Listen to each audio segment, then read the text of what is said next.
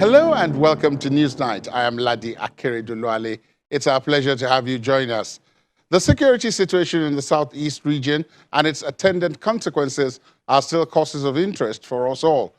My guest today says while it would appear as if non-state actors rule the roost, more established authorities will eventually have their way.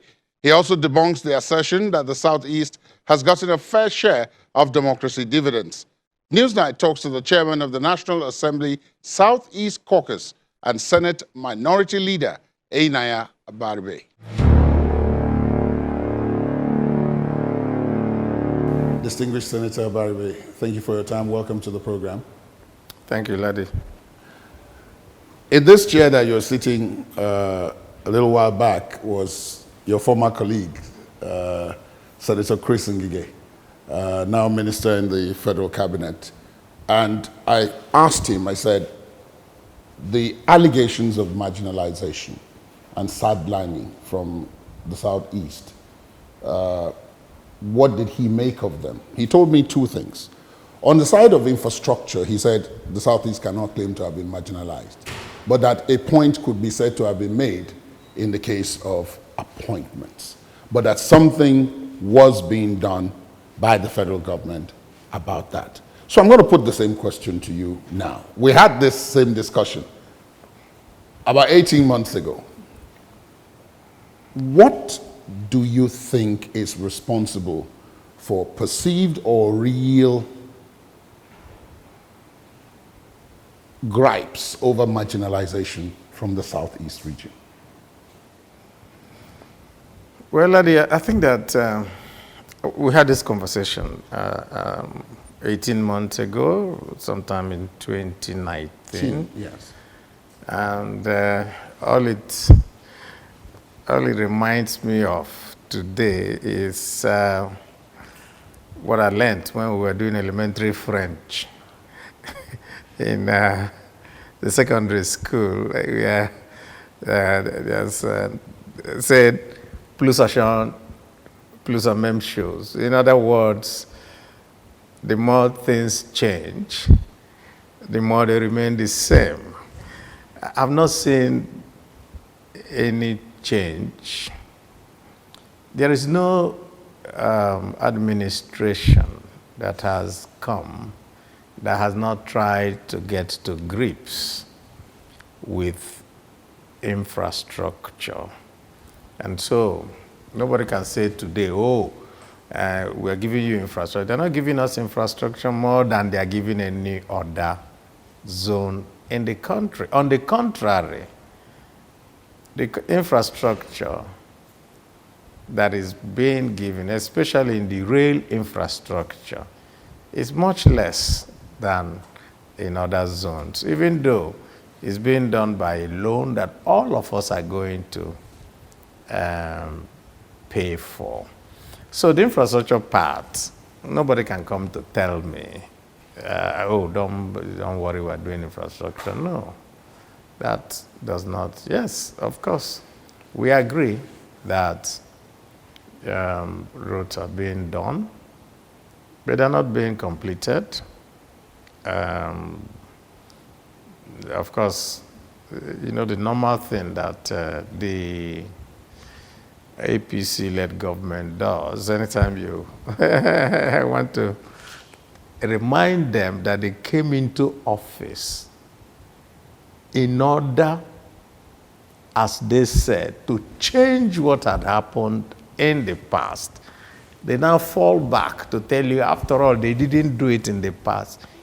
That was the reason why you were elected. So when they come into with that type of disingenuous argument, some of us just look at it and we say, well, we don't expect anything else. On the side of, like you said, that the Honorable Minister said in terms of appointments and all that, it's not just appointments. It is the pervasive feeling that you people are second-class citizens. And I'll just give you 3 instances to tell you the mindset of those who are in charge in the country today. And that is why the Southeast people don't feel very comfortable with this administration. First, Danladi Umar of the Code of Conduct found in an altercation with some people in somewhere that he went to do some shopping. He was dealing at that time with a guard from Benue, not an Igbo person. And when there was a hula bolo coming out of it, the next thing he told his media person to say that Biafra boys attacked him. How could somebody? In other words, there are some part of this country that they call Biafra people, who are supposed to be the bad people. Then we go to the next one, and the southern governors made a strong statement about the law, because all that they said, no open grazing, because the land use decree gives the governors the right to determine the usage of land. And then the Attorney General of the Federation, who's supposed to be chief law officer, in responding to the southern governors, say, oh, what you're doing is the same thing as spare parts, banning spare parts in parts of the north. And everybody, of course, knows that the spare part dealers are mostly from the southeast.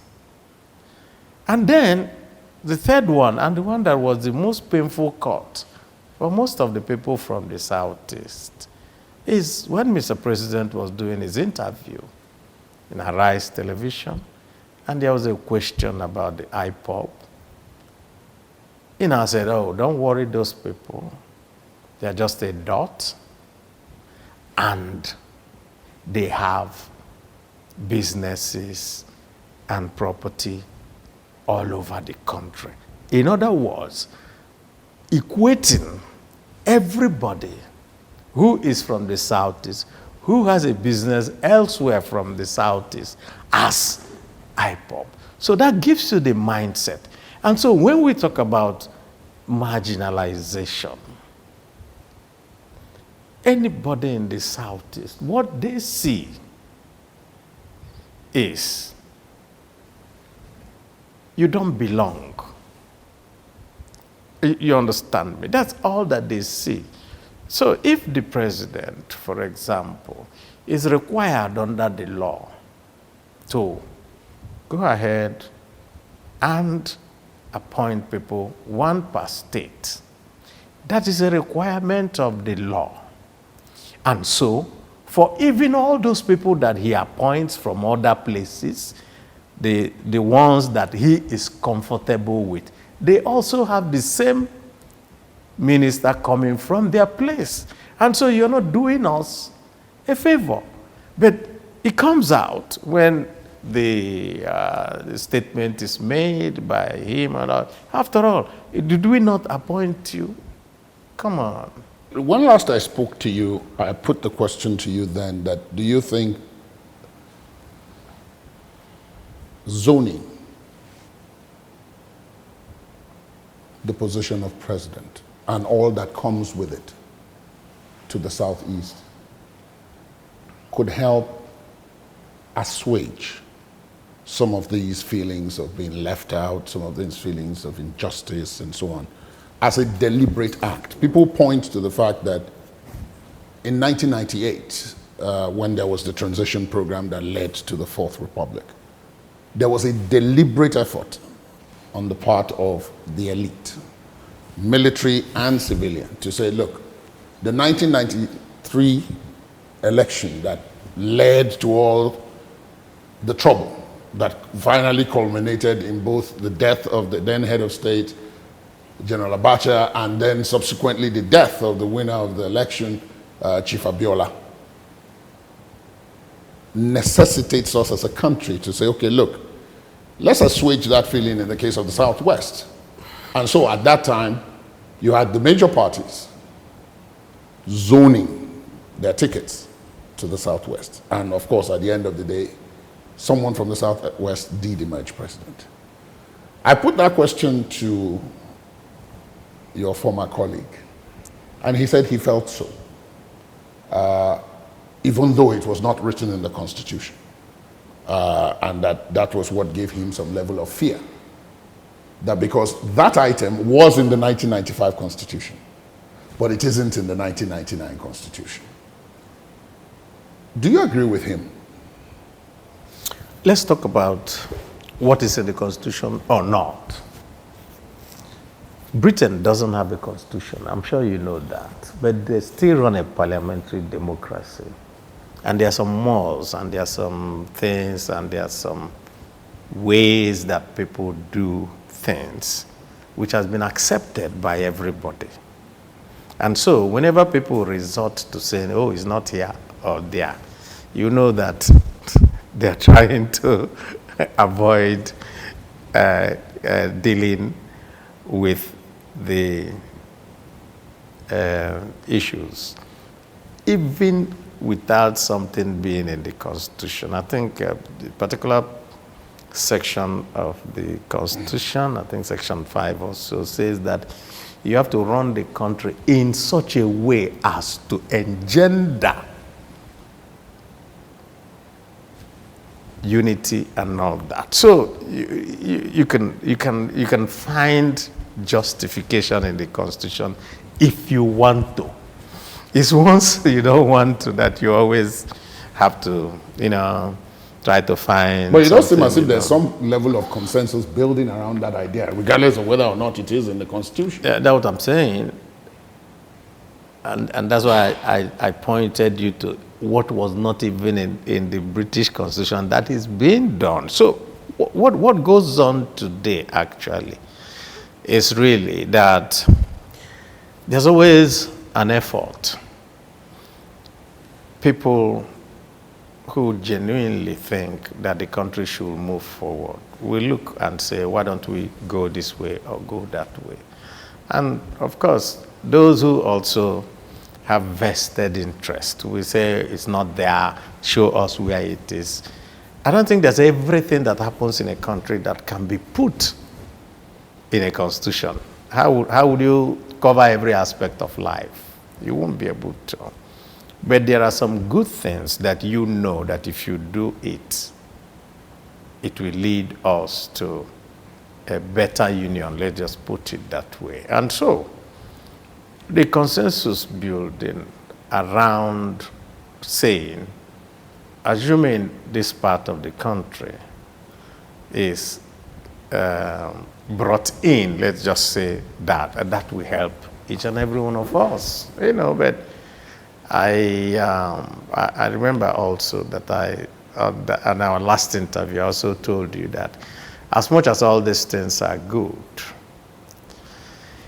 it is the intention of how somebody wants to do something that actually assuages you. Listen, if, for example, Mr. President had not described all of us as the Igbos as a dot in a circle, do you think people will be angry? If his expressions that day was something that was not so disdainful, I don't think people will have felt so bad. So the idea of always feeling that, oh, except you do A, B, C, D, no. People look at your intentions, people look at how you act, people look at how you carry yourself. I think one of the popular T-shirts being sold around the Southeast now is One Dot Nation. People have now appropriated it and said, oh, yes. Another one is Onye Dot. They've not turned it into, okay, it's a badge of honor. It's actually tells you that it is not the make us president or all that. That is the key issue. The key issue is, can we be accepted? You understand, in your thinking as, and we look at it, and of course, when politicians like me talk, we reduce it to, of course, specifics of give me this position or that position. But that's not really the point. As leaders in the Southeast, we had a parley with the defense minister and a federal government delegation that they brought. They came to see us, and we appreciated it. But one question arose out of that meeting. On that same week, more than 100 people were killed in Kebbi. Ditto for Zamfara and all those people. And nobody sent any delegation to go and have a parley with all the leaders of that place. Meanwhile, that same week we had a parley. How many people were actually killed in the Southeast? And so, if you're from the Southeast, the question you ask yourself is, why am I being treated differently? Don't forget that at that same time, and I think there are still some 100 and something pupils that had been kidnapped and are still in Niger State. Nobody has sent a delegation to say, why you people? So it gives you a sense that because it's you, the treatment has to be different. That's the point, really. That's not strictly the narrative. In the case of Kebbi and Zamfara and Niger, I don't know whether the phrase to use is those are naturally occurring incidents. How can you? No. Laddie, please don't go there. How can you say killing of people is naturally occurring? When I say naturally occurring, what I mean is that I don't think those can be described as organized crimes, bar the kidnapping, of course. But in the case of the Southeast, the targeting of police stations, the burning down of police stations, the raiding of their armories, correctional facilities, the killing of prominent and not so prominent figures, some as collateral damage while going after others, and consistent over a period. It wasn't a one-off. It happened over a fairly lengthy period. So if a federal government delegation was to come and speak to the leaders of the Southeast to say, what's going on here? Perhaps, I'm not a member of the federal delegation and I'm not in the East, but perhaps that one is considered of far more consequence in terms of security. Understand what I said from the beginning. I said that it was salutary and we welcomed it. You understand? Suppose this type of incidences going on, because that, and we totally condemn it, and we said we're not supporting it. We don't know who is doing it. We are not part of whoever is doing it, and we totally condemn. We're saying to the federal government, help us to be able to arrest this. That's why I said that it was welcome, it was salutary, it was good. But in the grand scheme of things, why was it, so necessary? Assuming the federal government has said, no, we're sending a delegation to every zone, we would have said, fine. Because people were also being, these same things, this same phenomena was happening in the South-South. Some happened in the Southwest. Well, I do recollect that there were delegations that visited some of those. There was no delegation. It was the Southeast that had now a federal government delegation. And so, if it's you, you will naturally also feel, why am I being singled out? Perhaps also, because now that you mention it, it also comes up there's a challenge to state authority in the Southeast, just like there is elsewhere. But in the case of the Southeast, it was demonstrated. I'll give you an example. You'll be giving me examples. Let me give you an example. Okay, good. On May the 30th, yes, IPOB asked everyone in the Southeast to stay at home. Yes.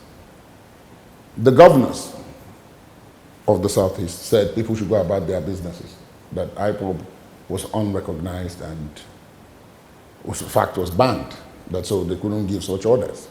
Yes. But on the day, from all the reports we got, from the visuals, the pictures, and from eyewitness testimony, people chose, and I'm going to put that in parentheses, people chose to obey IPOB because most of the states had their streets empty. Yes. That was a practical demonstration of the challenge to recognized authority because people chose to obey that organization as opposed to the established authority. Yes. So in that kind of situation, don't you think, and that has not been replicated anywhere else in the country. So, I mean, does that not present some kind of reason for concern if the authorities in the Southeast are not able to control? So let's put it this way. Prior to that time had been this phenomenon of killings, burnings, and all that, and a general state of fear, and a general state of people not knowing what tomorrow was going to bring. And the instruments that the government uses to impose order was challenged. You understand? And so when that was happening, what you now saw was a sense of trepidation. On the one hand, the IPOB people are saying, don't go anywhere. If you come out, whatever happens to you is up to you. And on the other hand, the government is saying, no, go your own way. Don't bother about it. We will protect you.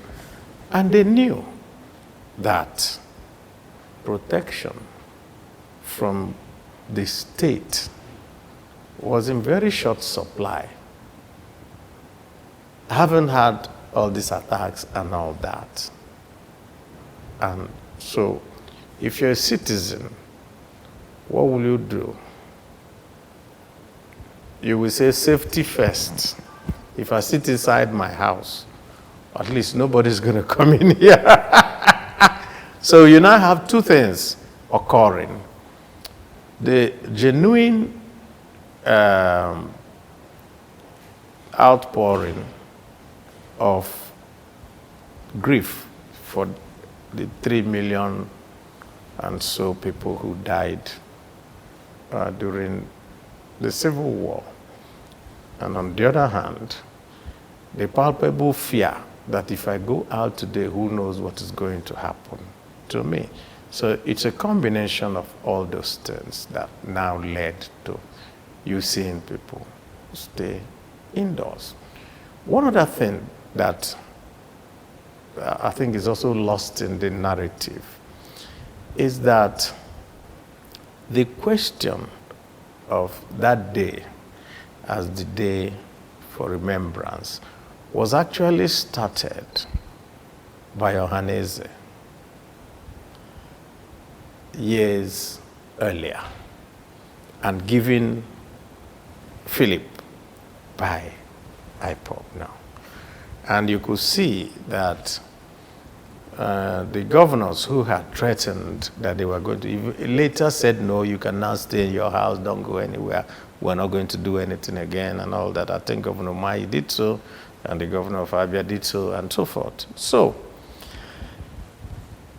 and subsequently, I think the governors now said, okay, so we'll now adopt this, we're not going to make it a public holiday, and so on and so forth.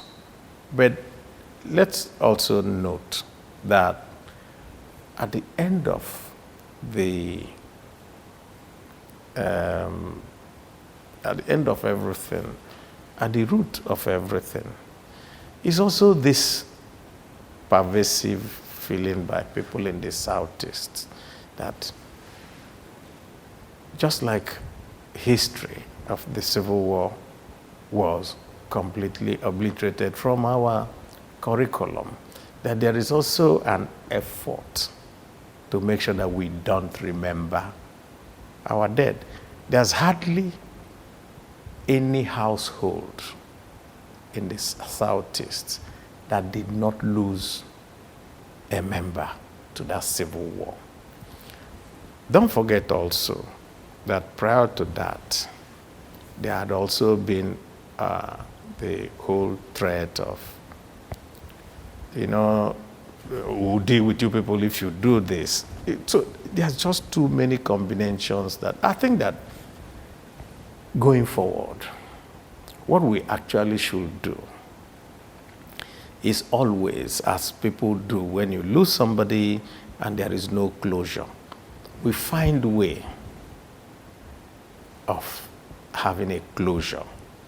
If, as the Southeast governors have done now by saying, okay, we agree, we will now celebrate it, we will now do it, you will now find that there will now no longer be any state power versus this power. And we now can move on with our lives. At every point, we always feel that enough attention is not being paid to the concerns of people. There was a civil war. We can run away from that. People died. Children, adults, soldiers, non-soldiers. And it culminated in a generation or two of people from the Southeast being lost. And nobody wants a repeat of that. And the only way you make sure that there is no repeat is that you remember. You don't suppress. You try as much as possible to understand so that all the subsequent generations, when they understand what had led to that, they no longer would do things that may lead us to such positions. So maybe what happened in this last May 30th was salutary in the sense that it has now dawned on all government and the citizens alike that we need to always remember. I'm going to bring you to the National Assembly and the issue of constitutional amendment and how, if it's possible, especially against the backdrop of the rally cry for restructuring, it can make any sizable difference. But I still want to hold on to this topic of the Southeast and the issue of state actors versus non-state actors. If IPOB has been banned, it's been labeled a terrorist organization, and yet its leader is outside the country, but still manages to have this, I don't know if the word is grip, on certain segments of the Southeast population. We've just talked about May the 30th, and as you said, IPOB didn't start it, but IPOB gave it to Philip. Yeah. And it now appears as if the helmsmen in the State East are now compelled to follow the IPOB example. Are you seeing, perhaps imperceptible at the point, but becoming stronger, that the balance of power is shifting? Because if people are following these non-state actors, and that, I must concede, is not only in the Southeast, it's happening in the Southwest as well. It's happening in some cases in the South too, even in the northern parts of the country. But I'm focusing on the Southeast because that one appears to be the one that is most apparent in terms of the shift. do you not then see a situation where these non-state actors may begin to call more and more of the shots against the established actors like yourself? No, I think what's going on is simple. And we need to always understand it. If you do not have opportunities being given to people and a vacuum is created, something will fill that vacuum. And I think that what you're seeing is some non-state actors filling the vacuum that ought to have been filled by the state actors. That's all that you're seeing. And the reason is also fairly straightforward. If I seek security and you're unable to provide it as a state actor, and a non-state actor says, I'm providing it, and goes ahead to show it, what you see is people drifting to what they think will be able to provide them with that security they want. If I, as a state actor, am unable to bring what we now call dividends of society, of the democracy to the people, and if we are unable to do that, and a non-state actor now shows up and says, you see the reason why they can't even do it, but if you follow me to an El Dorado, I will give it to you. So you can see that these are merely... But why are the state actors not able to do it? I mean, well, now, you have just said now that no, let me give it's all over the country. Yes, but in the particular case, no, in the I do particular not case, think that you can locate it in the south. No, I'm they are locating unable to. in the southeast because we've been following a narrative. Yes. And you mentioned now that, I mean, these non-state actors tend to give the impression that the state actors are not providing. We will provide, provided you follow us along these lines. Why are the state actors not providing? In the southeast, you have governors of both parties, incidentally. It's one of the zones where there's a fairly equal mix now of the governors of both parties. There are PDP governors there are APC governors, there's even an APGA governor in the southeast. They have senators like you, again, APC, PDP. You are their leader, incidentally, in the case of the PDP in the Senate. And I'm wondering, issues like constituency projects, the governors and the issue of roads and so on. Why is it then that people don't seem to see all those things and they're following these non-state actors? I don't think that it can be put in black and white that way. You will have it in shades of gray. People provide, things are there, but we have a very serious problem of lack of opportunities, youth unemployment, adult underemployment, and of course, the fact that there are two Nigerias today. I think Osita Chidoka had aptly described one as Nigeria, which is the old decrepit one, and there's a Niger, which is the newer. Right. And so you are seeing people, those who are able to successfully migrate from Nigeria to Niger do well. And so they are the people who are into the new economy of, internet, cryptocurrency, music, art, and all that, and have a wider, worldwide market. Let me just put it that way. And so if you're in the old one and you're unable to fit into this new one because of maybe lack of education, maybe lack of opportunities, and so forth, so you feel frustrated. And if you feel frustrated and you don't see any hope in this thing, and of course, the government is not providing hope. Because usually what most governments do is to draw up something and say, if we go, don't worry, in the next ABC, we will get to that place.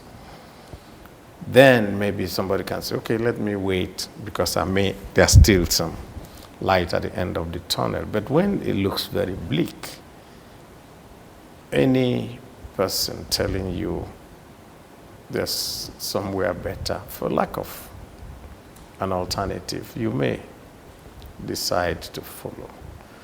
What I'm saying is that there is far much more to this, and it's not so easy to bottle it into different compartments. Usually in social science, you have a range of things, and what you now do is to say, okay, so this is a range of extreme poverty, this is a range of extreme wealth. But what we do is to try to bring a lot of people in so that we can have a level of, a level of wealth creation that helps everyone. So part of what we're seeing today is also very distinct lack of opportunities for people. So somebody goes to school. I get pathetic texts. I've graduated 10 years ago, and I'm unable to get a job. And my parents are no longer able to cater for me. And so you see those type of frustrations, and it just continues to build. And so we need to, no matter which party you belong, no matter which creed, look at that. If you noticed also, part of the biggest problems we had from the Northwest, Northeast, and so on, was that there was always a ready pool of impressionable youth who could be recruited into all this Boko Haram and so forth. No education, coming out from an Almajiri system, abandoned, and so what do you see? So that is also part of the problems that afflict us in the South. And until we deal with that, we'll always have people who will be turned the other way. This must be an opportune moment. A lot of the problems that we have as a country dovetail around application of the rules, consequences of those rules, unintended and intended. Those doing the applying, how sincere are they to the spirit and the letter of the rules, and so on. We've done a lot of amending since 1999, if we don't go further back than that. Virtually every assembly does its own amendment process. The amendment process is cumbersome, but every assembly does it. The question will be, to what end? What's the objective? And even if the objectives were clearly defined, do they eventually achieve them? Now, I talked about the whole issue of, no, we need to rejig the governance architecture. This is where our problem is. And there are those who have argued that, no, that is not our problem. But if you say it is, then let's do it. Here is constitutional amendment process. The National Assembly's major role is to make laws for the good governance of the country. Go to the National Assembly. A number of such people don't want to come to the National Assembly because they say the National Assembly is part of the problem. and they therefore want another process that bypasses, so to speak, the National Assembly. That's there. On the other hand, the National Assembly itself does not seem to have the stomach to go ahead and do some of the painful things that are necessary to ensure that some of the agitations can be taken care of by a simple or not so simple reallocation or returning around of the rules. Take electoral reform or devolution of powers. Those are two clear examples. But then, and this is the third leg, there are those who say there's nothing wrong with the rules. No rules are ever perfect. It's those who are doing the applying. That's so no matter how many times you change the rules or you adjust the rules, if those applying them remain the same and have the same attitude, you are going to have the same problem. You talked earlier on about Britain not having a constitution. But there are conventions. Everybody knows what those conventions are. So even when people who are not in the system show up within it, the system has a way of taking care of them in such a way that they don't damage the system. Which one of this is the situation that we have even around the noise of constitutional amendment? And in your view, do you think this particular process will achieve any results? I tend to go with the last one. And I just gave you an example.